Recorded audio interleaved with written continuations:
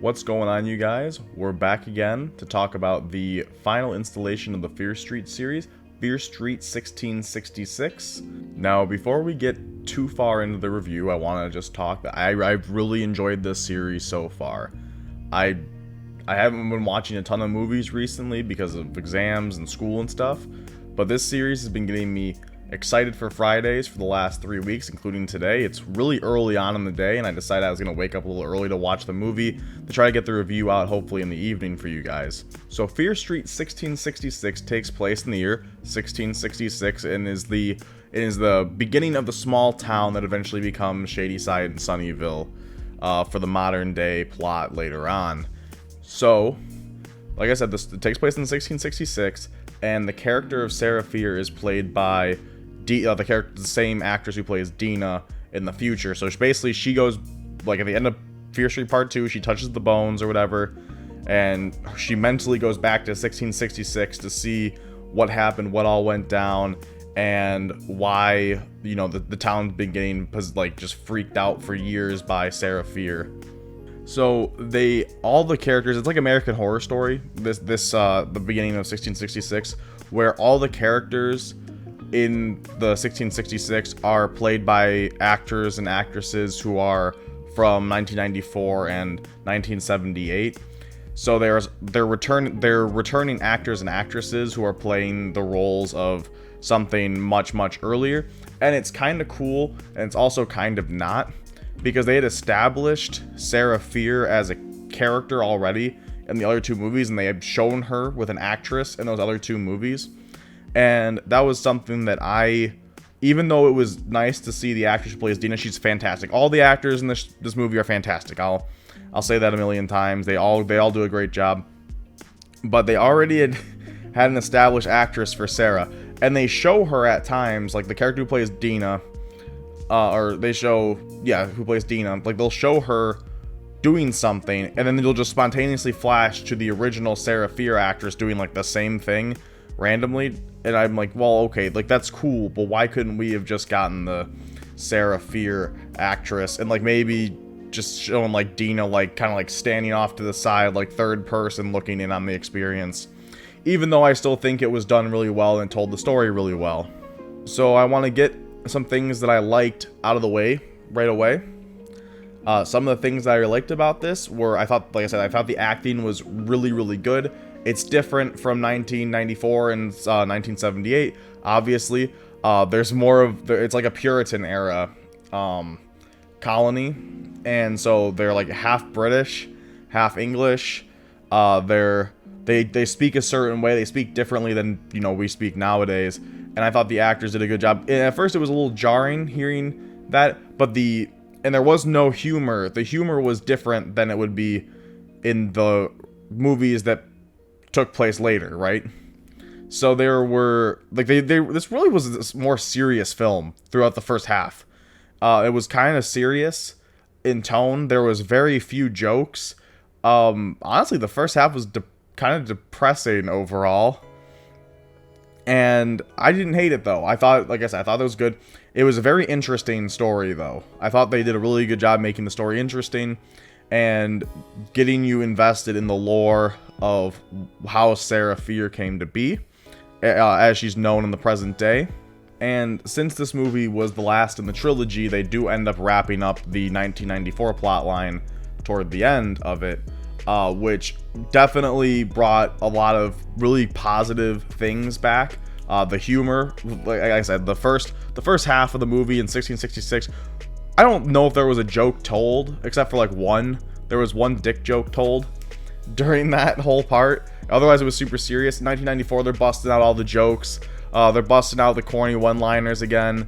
They're doing all this crazy stuff. It was pretty action-packed in like a really cool way. They brought back the Avengers of the all-star serial killer squad and everything.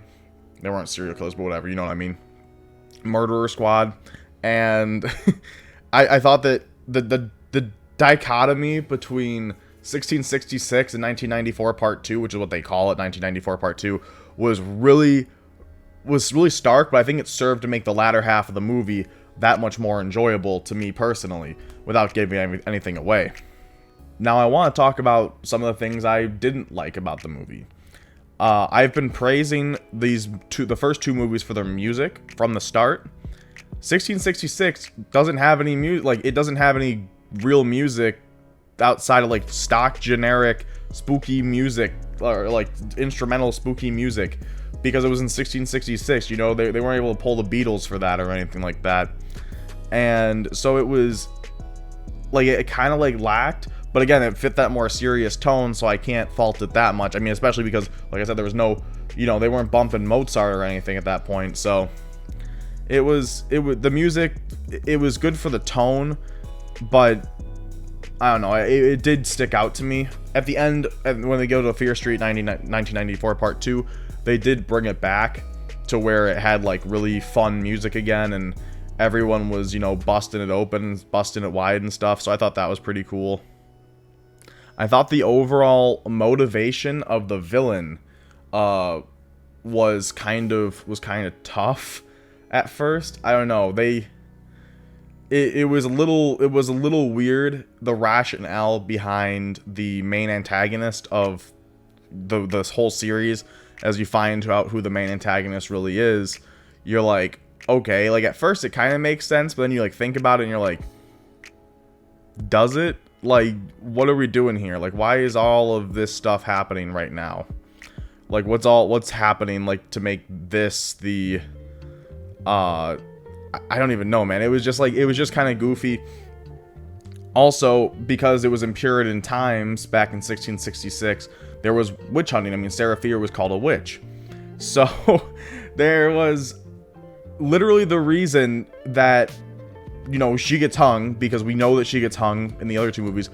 The reason that she gets hung was because her friend made a dick joke to a dude who, like, she didn't want to be with. And then he was mad and he called her a witch later on because they were like pinning her as a witch, and he was like, oh well, actually I saw her, oh, she was a witch, and he like made up this whole story because she made fun of his wiener, and that was really goofy to me. But also, I mean, it was realistic for the era, so I mean, I can't fault it too much, but it was just kind of goofy. Because they show what was when he's talking about, you know, oh, you know, she was doing all this evil, heinous stuff out in the woods and I saw her. They were showing what we saw happen in the movie when it happened. It was like, all right, and no one ever tries to defend them. No one in the town, I mean, all the town folks are scared, and I understand that, but none of their friends at any point tried to defend them. They were just like, nah, like they were all there and they all saw what happened and none of them said a word. They were like, no, we're just gonna let whatever happens and let history get set in motion. So I thought that was kind of weird. It's written by R.L. Stine, you know, and I love R.L. Stine. I don't know if his writing's the most complex thing in the world, but it's fun. It makes for fun movies and fun books. So I can't really fault it that much. I can talk a little bit about spoilers right here, so I'll put a time on screen to skip to if you don't want to get spoiled. It's not gonna be anything super crazy or anything like that, but I just thought that the plot twist. So the main plot twist of this movie is that the sheriff, the lineage of the sheriff from 1994, whatever his name was, Nick Good, is actually responsible for this whole ordeal, going back to 1666 with their like great grandfather, whatever, Solomon Good. He was like the first one. He was actually the one that made a deal with the devil and cast just messed this whole thing up for everyone because he was poor. He was poor and he was upset about it, so he made a pact with the devil that was like, okay, every few years someone's going to kill a bunch of people, and then I will become like the richest man in the world because of this. I will get whatever I want because of that. And that's actually like why Shady Side and Sunnyvale were created, like the two different cities were created, was because of that. And it was just so goofy because they were like, oh yeah, so this lineage has continued for years. So literally everything that happens through 1966 all the way to 1994 was because of these guys. It was because like this one family was like, and they weren't even poor anymore. I don't get why they kept doing it. Like they had all the means to be successful and just ride off with their money. And I don't know if it was because they made the deal with the devil that they couldn't stop, but they refused to stop. They just like kept like, oh, we could just kill a few more people, right? And it was, I don't know, man. That was kind of weak sauce to me, but it was still funny, I guess. Like, I mean, it was goofy, and it led to a, you know, it was a good twist when you found out. You're like, oh, okay, because I wasn't sure where the movie was going at first. I can't lie to you. I mean, I thought it was gonna go a number of ways, and it subverted my expectations in a good way, and led to a very entertaining climactic fight between the four characters back in 1994, and then the Avengers of the murderers, and then Nick Good. It was really clever. I thought the whole way they set up the final fight was really good. So I think you guys will like that when you get to that part. Okay, so now closing it up, I just want to recap. Decent story. I'm glad they fit the whole second half of the 1994 plot into this movie. And the music was non-existent in the first half, was really good in the second half. If you care about that, I mean, I do. The characters acting's great. They did an awesome job with the actors. It was crazy, the versatility really between playing, you know, a Puritan family versus playing like just, you know, a teenager in 1994, which I looked up the age of the main actress because I wasn't sure, Kiana Madeira, and I just wasn't sure how, you know, they're playing high schoolers and she's 28, and I'm like, bro, I'm 23 and I look like I'm 42. Like, this sucks. I'm like,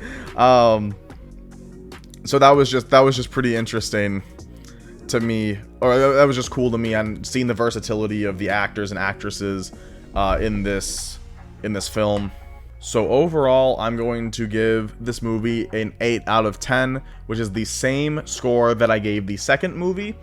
I believe if you want to choose which of the three is the best, I believe the first movie is probably the best overall. It felt the most like a classic slasher movie. It just like had these really fun vibes throughout it with the, you know, horror. I don't think it was particularly scary. The first movie was definitely, I believe, the strongest.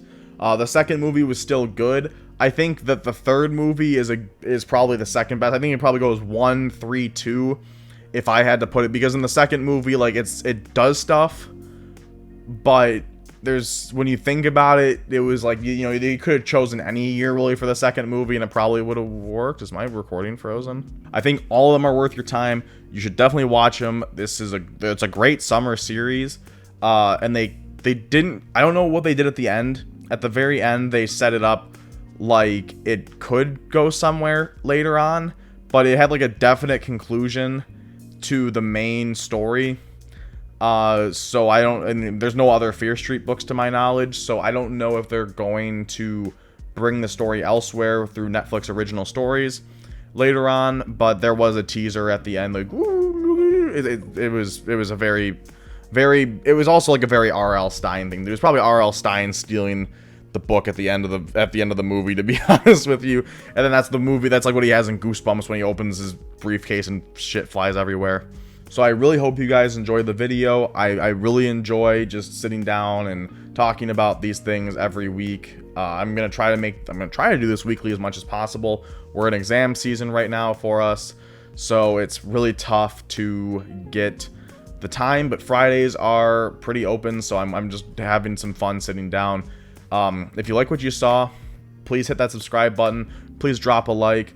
Please say "oh" in the comments, and I'll put the video of why I did that right after this. But yeah, see ya. You know, if you solve, there's a $7,000 jackpot. Go ahead. Shaggy and Scooby-Doo. Whoa! I'm impressed. Thank you. Wow. That's crazy. That's crazy. I have just one thing to say to you.